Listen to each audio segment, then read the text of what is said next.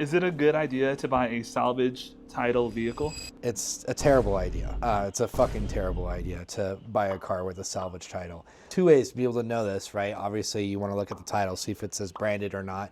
And then if you open up the driver door and then actually look on the pillar next to the driver's seat, any car that has been formally salvaged will actually have a stamp into it here.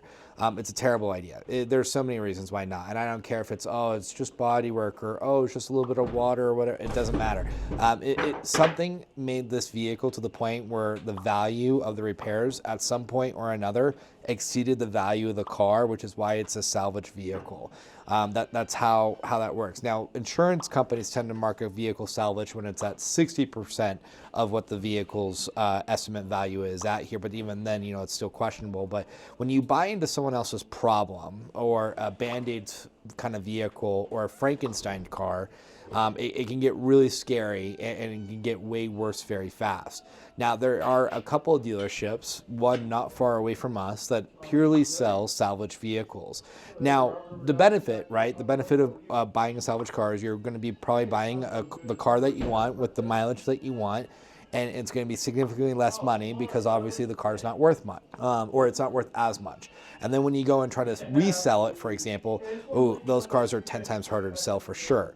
But a lot of times it leads into a domino effect. Let's say you go in and repair something, whether it's related to the accident or not, it doesn't actually really matter.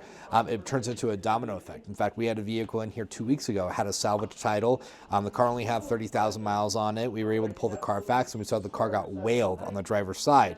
Well, the axle was already popping out of the car. And so, we got the axle replaced. And then immediately after the axle was replaced, we noticed that the strut was slightly bent. So, we replaced the strut and the strut mount. Okay, not a problem here. Then 2 weeks later, that transfer case blew up on that car.